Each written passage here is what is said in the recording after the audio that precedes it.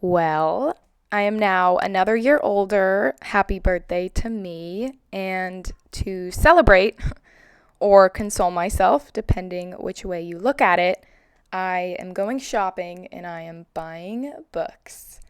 We're going in with a see it, I like it, I want it, I got it kind of mentality, so yay, I guess. I find birthdays to be a weighted experience, melancholic in the extreme, and a cute reminder of time passing, like in Virginia Woolf's Bridge into the Lighthouse. We see the slip of something invisible, its mighty hands tearing down the tangible. The home at times both empty and full, crumbling, weathered, fading. It makes me think of the house of my bones, the meat of my body, the cracks that are growing. Man, I'm young, man. Quite often when I buy new books, the pervading thought in my head are the hours of my life I am promising away. A stack of books unread is how many years cashed out. Of course, that never stops me. So it goes. That's not a problem, 'cause I prove to you that I'm the one.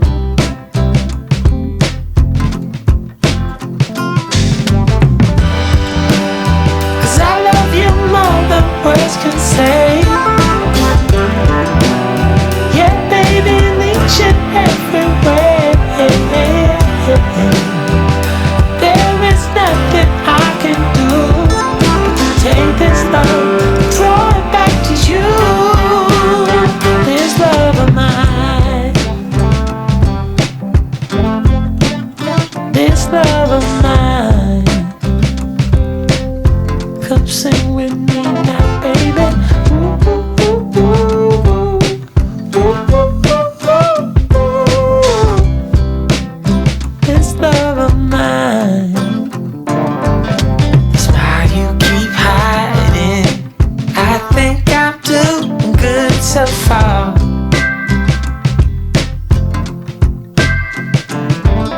So I keep on trying.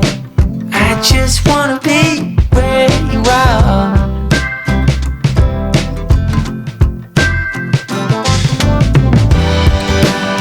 'Cause I love you more than words can say. Yeah, baby, in each and every way. There is nothing I can do to take this love and draw it back to you.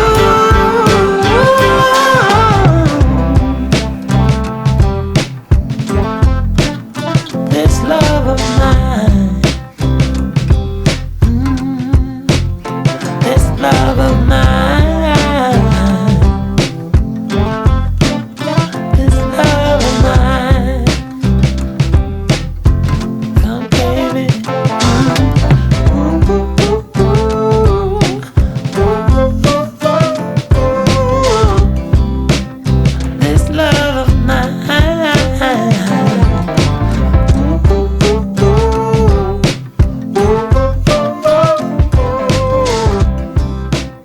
This love of mine. Today's my birthday. Something that is a tradition, personal tradition, on my birthday is going to Barnes & Noble and buying whatever I want. I was lucky enough to get some very generous gift cards from my family, and I just like to spoil myself. Like, you know, I'm a Leo, we go for it. So, a lot of these I did purchase today, but this is gonna be a huge haul. Oh my gosh. This is like, a lot of this stuff is stuff that I purchased over the course of this month of July, and I've just been waiting to unbox it.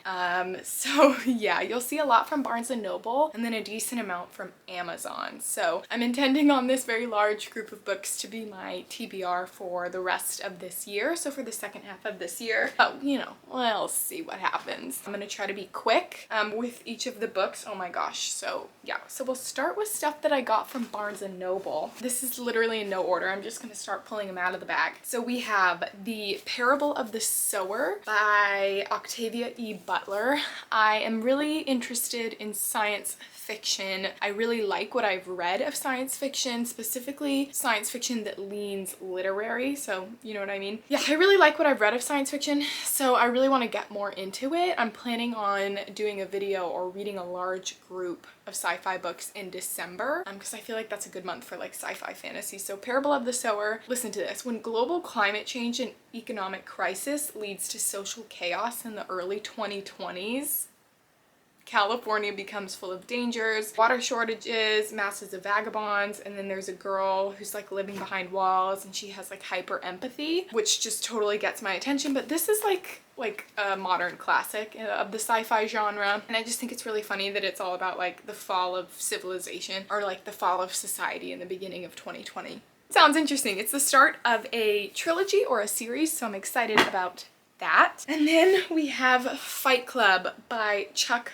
Palahniuk. I've wanted to read this for a long time. I think this is supposed to have really lots of deeper themes to it, but on the surface, the plot is about a man who works a desk job and then he joins like a fight club, basically, where they like fight at night and they like and stuff like that to like get out their pent-up rage that like menial life gives them, essentially. I have not seen the movie. Love the cover, and I'm really excited to read this. We have The Stranger by Camus. I've read The Myth of Sisyphus, which is like a short philosophical work by it, like a nonfiction. And I've read The Plague. Yes, I did read that over 2020 because I'm like that, you know? I think that he's a really interesting thinker. I was supposed to read this in high school, but I was the person that never did I never read anything I never did anything I was told to do, but anyway. Existentialist themes. Another kind of existentialist classic, we have Kafka's Metamorphosis, which is, look at this beautiful cover, which is like metamorphosis, and then it's like the legs of the beetle. Ooh. So this is a classic novella published in 1915, again by Franz Kafka. I find him to be a very fascinating character himself. Franz Kafka, a very fascinating person. This was another book I was supposed to read in high school, but I did not, and it's another kind of existentialist classic about a man who's a traveling salesman, and then one morning he wakes up and he's like a cockroach. Then we have Hemingway's The Sun Also Rises. I really like Hemingway. I don't like love him yet, just because I've only read 2 works by him. The Old Man in the Sea, which is 5 stars. It's like probably one of my favorite things. And A Farewell to Arms. I liked it. I didn't love it, but it's something that I think about a lot, and I find Hemingway, his writing style to be very influential and his writing advice to be really interesting. And then I got this because it was just recently longlisted for the Booker Prize, Maps of Our Spectacular Bodies by Maddie Mortimer. I just have to say, I hate deckled edges.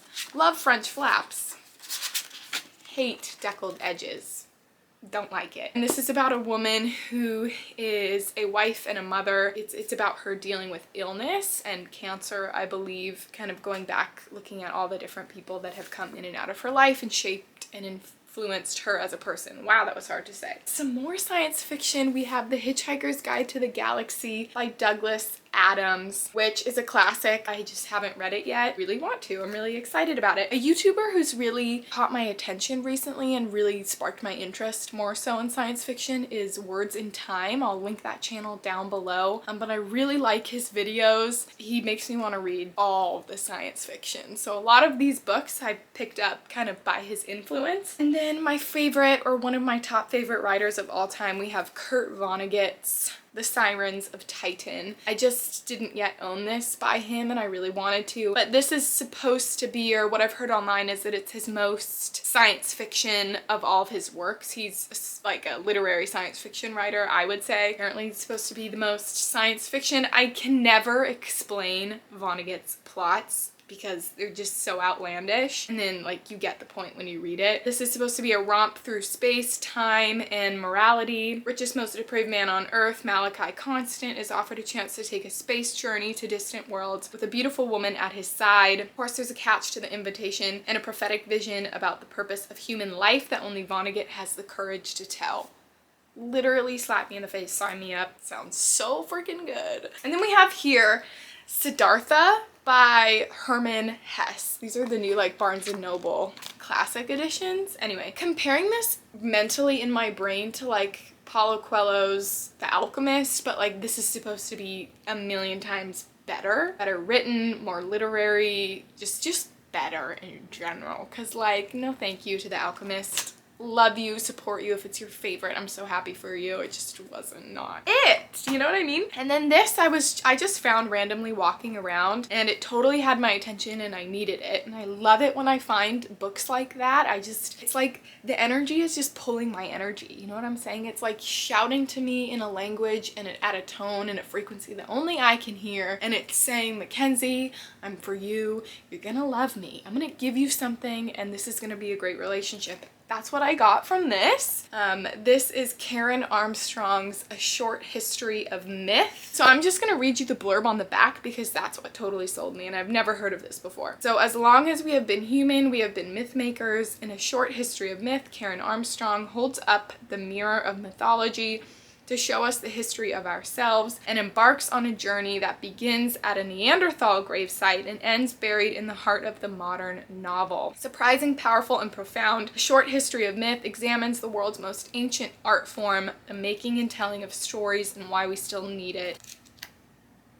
Yes, you know? Yes. Yeah, I read the first one of these like literally in March of 2020. I just didn't continue for some reason. I don't know, I just didn't. And then the TV show just recently came out and honestly I had COVID like 2.5 months ago. For like 2 weeks I was laying in bed and all I could do was watch this show and all I did was watch it on repeat. I think I watched it like 4 or 5 times. It was just so cute, you know what I mean? I'm really excited to now own them in novel form and those are the Heartstopper graphic novels. Again, I already own the first one, so I got volume 2, volume 3, volume 4. Really excited about that already. Moving on, that was this bag. Literally, I have so many fucking books. I needed to talk a bit faster. Then we have this little bag here. Joan Didion's The Year of Magical Thinking. I really want to read her nonfiction and I don't know, I just wanted this, okay?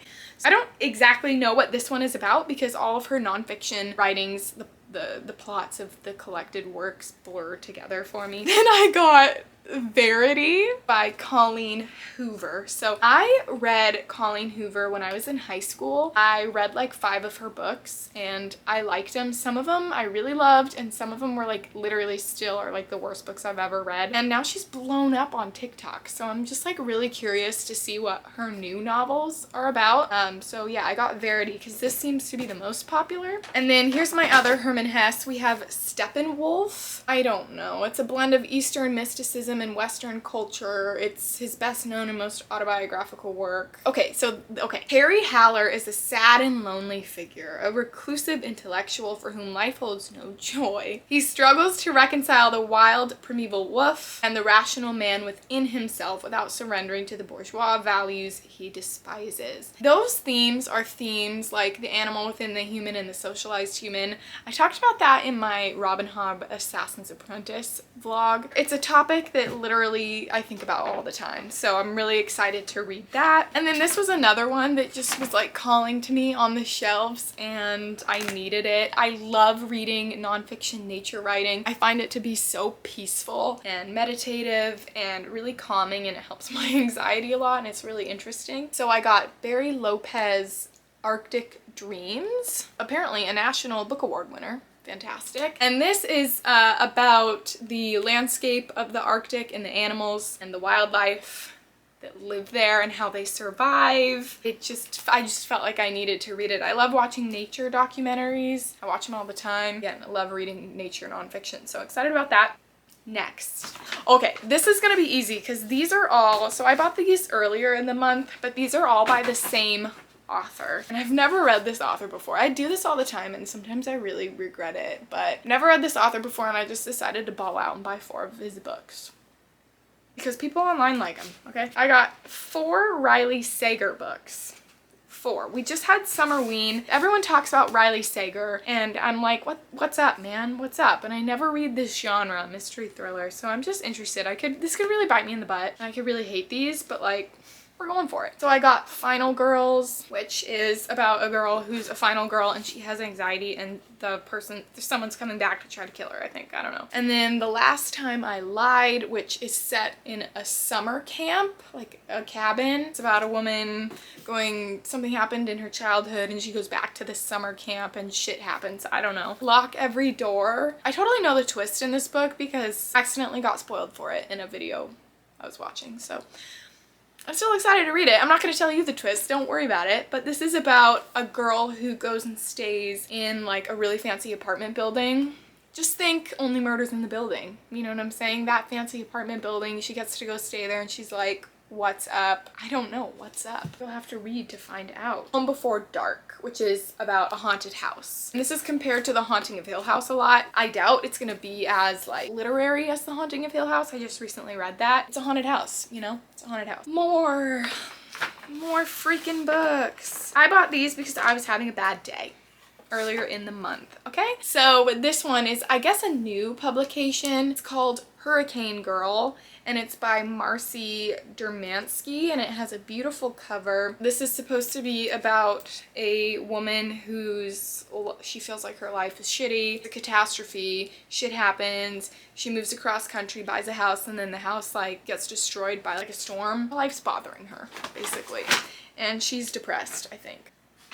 Love those stories. Love them. I don't know too much about Hurricane Girl. Another mystery thriller, we have Behind Her Eyes by Sarah Pinborough. I don't know. It's about a woman who meets a man at a bar. She connects with him. She shares a kiss with him, and then she goes into work the next day and he's like her new boss and he's married, and it's like there's shit going on. This gets really high ratings online, so we're going for it. You know, we're going for it. 2 more science fiction. So this is the second book in a duology series. I don't know. A Prayer for the Crown Shy by Becky Chambers. This was one of my most anticipated books of the year because I loved Song for the Wild Bill. That's what the first one's called, right? Yeah, I loved the first one. It's very Zen Buddhist thinking, just about being and not doing kind of a thing. And it's beautiful, and I'm excited to read this.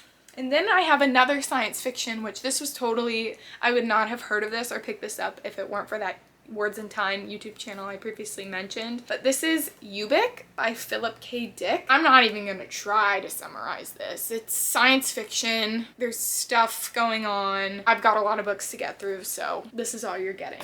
But he wrote Do Androids Dream of Electric Sheep, and he wrote Man in the High Castle, which The Man in the High Castle is also a TV show, and it's about if Germany had won the Second World War, what life in America and the world would look like if that happened. So anyways, he wrote that book. So Ubik, we'll be trying that out. The last of my Barnes & Noble explosion. Okay, it's the last. The first one I have here is The Wasteland by T.S. Eliot. So The Wasteland and Other Poems. I've just really want to read The Wasteland, and I've never read it yet. So I wanted to own a physical copy because I'm a collector. These 3 books are totally outside my comfort zone. I've never read or watched anything like these, and it's completely influenced by Katie Coulson because she's like in her manga phase, and I literally have never had an interest before, but I'm feeling left out. I've been influenced. So I'm just so, my curiosity is so piqued. So I got these 3. Hopefully I like them. So this is Fruits Basket by Natsuki Takaya. It's about a girl who like her family dies and she like gets absorbed into this like colon-like family basically, where they all kind of turn into animals from the Chinese zodiac. Curious, so there we go. And then these I just found wandering the bookstore and they looked interesting to me. I hope they're cute. I hope I like them. I have no freaking idea. This is the Apothecary Diaries, volume 1 and 2, just because I don't know, I feel like this is short and I just wanted to give it more of a try, so I was like, I'm gonna just get the first and second one and see if I like it. But yeah, they're cute, so Hopefully I like them. This is about a girl who works for Imperial Majesty. I don't know. She's trained in the art of herbal medicine, and she's forced to work as a lowly servant in the inner palace. And then she's like forced to marry someone, I think. We're giving it a go. We're giving it a go. Then we have a shit ton of stuff from Amazon. So let's quickly try to go through that, okay? I've been waiting to unbox this for so long. Oh, Fieldwork in Ukrainian Sex by Oksana Zabuzko. Translated by Helena Hearn. This is the Woman in Translation Month pick that Matthew Scarapa and insert literary pun here and Kendra Winchester are doing. This is their Woman in Translation Month pick, and it sounded really interesting. I guess it was published in 1996, and it was like one of the best sellers in the Ukraine. And I think it's about exactly what the title says, Fieldwork in Ukrainian Sex. Beautiful cover too, so I'm excited about that. Another one. Okay, so this was like a really random purchase. I didn't really have any point to buying this, but I bought it, okay? This is Harry Cruz, the Gospel Singer. The Gospel Singer has the voice of an angel. He's a reputation as a healer in the deep south in Georgia. It's about like how he's actually like a hypocrite, or there's some shit going on. He discovers an old friend is being held at tenuous bay from a lynch mob. As Harry Cruz's first novel unfolds, the gospel singer is forced to give away his torment, and in doing so, he reveals to the believers who have gathered at his feet just how little he is God's man and how much he has contributed to the corruption of each of them. I'm glad I bought that because that sounds really interesting again. And then I bought a lot of another author again, okay? So we have Beartown by Frederick Backman, and Britt Marie was here by Frederick Backman. I read Anxious People and I loved it, and I totally forgot about it until someone, I don't know, I saw it somewhere online that like people loved it and were like, it was making them cry, and I'm like, oh my god, I want to cry, so yay, let's buy them. So I bought a few of his books. Britt Marie was here. She can't stand a mess. I don't know, she's looking after something, and it's like bringing the community together, and she's like a busybody, and she's got a really warm heart, and she connects with people. I don't know. Beartown, it's about a small town, and it's following this community who's really into hockey, and then I think a girl is sexually assaulted by someone on the really important hockey team, I think.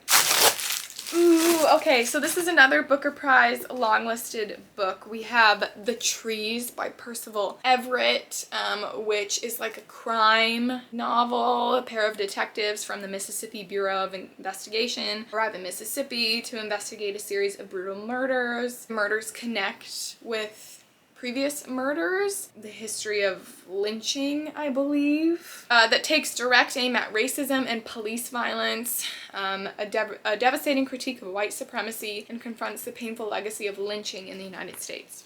Sounds difficult to read, but it's listed for the Booker, so I want to read it.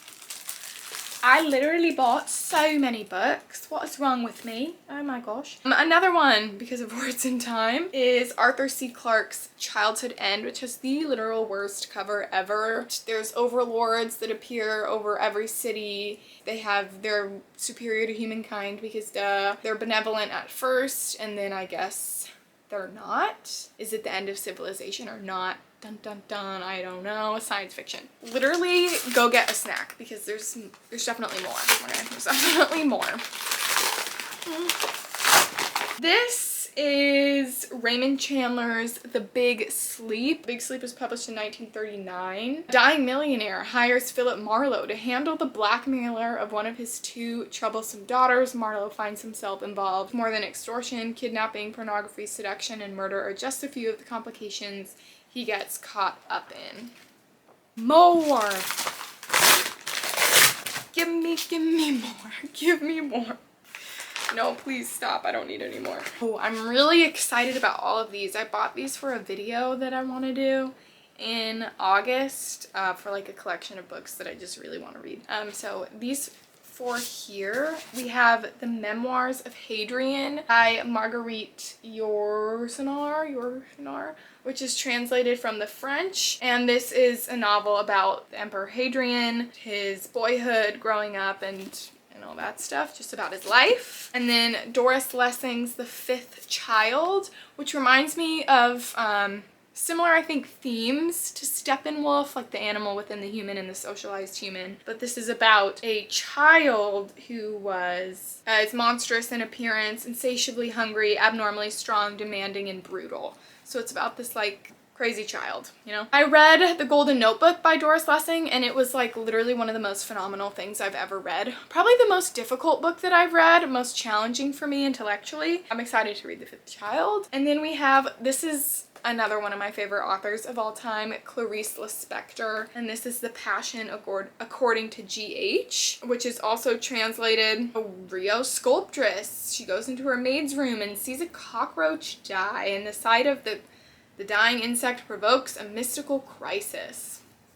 I don't know, it's Clarice Lispector. I'll literally read anything she writes, so yeah. And then we have The Lover by Marguerite Duras, which is translated from the French, set in pre-war Saigon. This haunting story of a tumultuous affair between an adolescent French girl and her Chinese lover takes place in the waning days of France's colonial empire.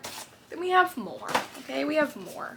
We have Elsa Morante's Arturo's Island, which is blurbed by Elena Ferrante. This is set on a remote island in Naples, where young Arturo lives in deep solitude. Someone appears with their young wife, and there's like love, affair, tension, family, drama, solitude, loneliness, I don't know. Donatella di Petrantonio's A Girl Returned, about a 13-year-old girl taken from the family who is fostering her. She's sent to live strangers, then has a new life and a new mother, and it's like a coming-of-age story.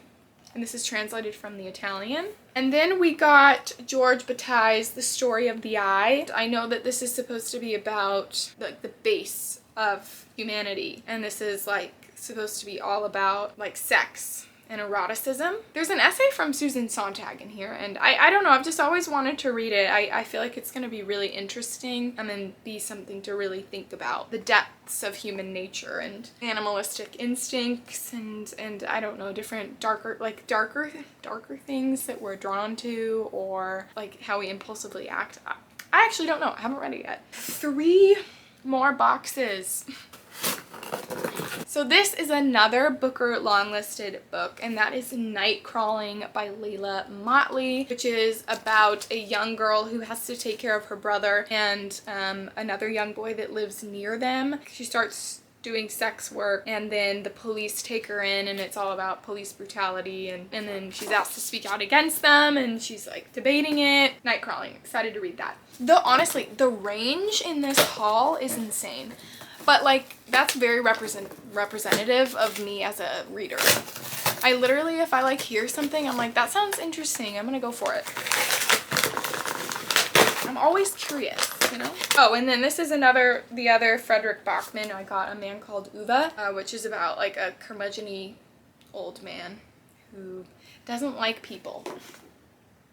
I feel you, bud. I got Solaris by Stanislaw Lem. I've wanted to read this for a really long time. I've heard this is a very literary science fiction. When psychologist Chris Kelvin arrives at the planet Solaris to study the ocean that covers its surface, he finds himself confronting painful memory embodied in the physical likeness of a past lover. He's not alone in this. The other crews, when they're on this planet, are plagued by memories. Solaris' scientists speculate that the ocean may be a massive neural center creating these memories for a reason no one can identify. So really excited about this, and I love the cover. And then another science fiction. So we have Cixin Liu's, translated by Ken Liu, The Three-Body Problem.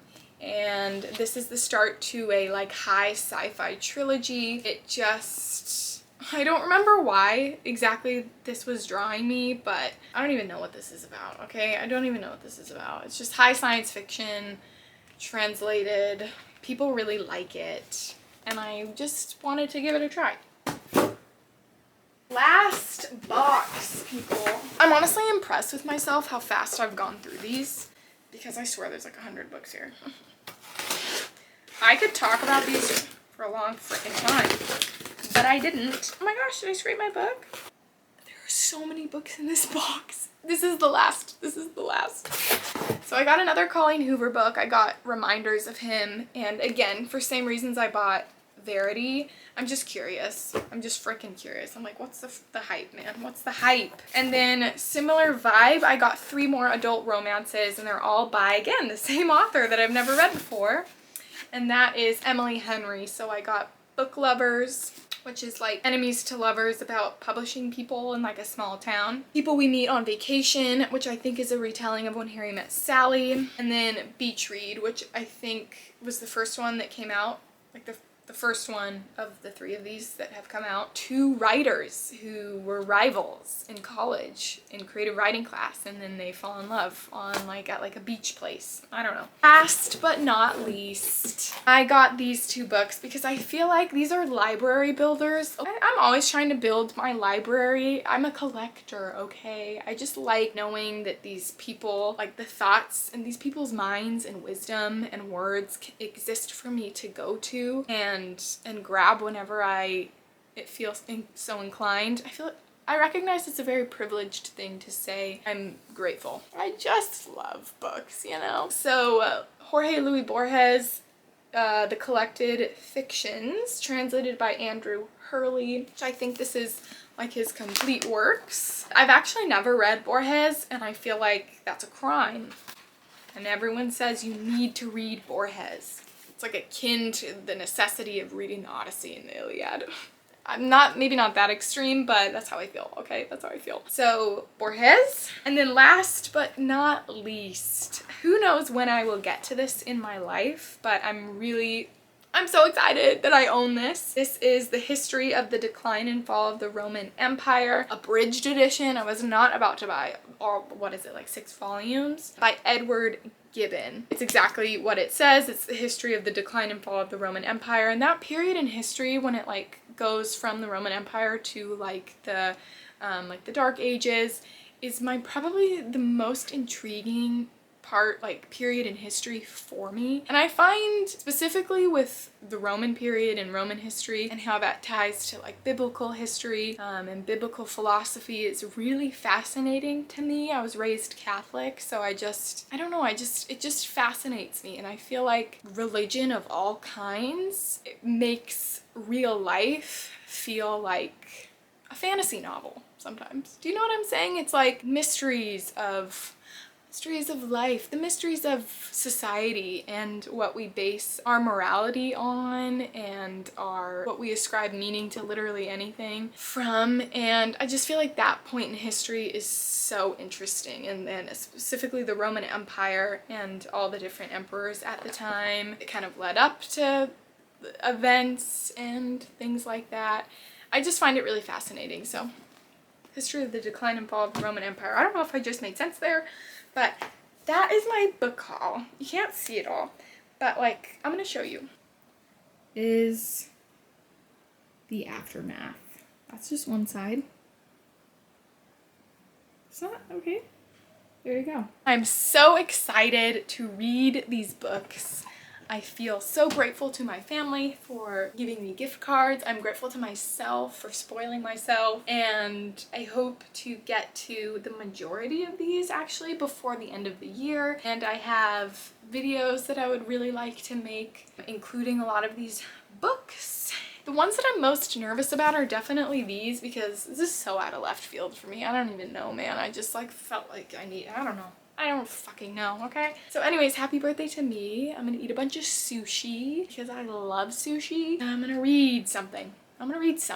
Okay? Because that's what we do, okay? Thanks for watching. I hope you have a great rest of your day, morning, evening, afternoon, whatever.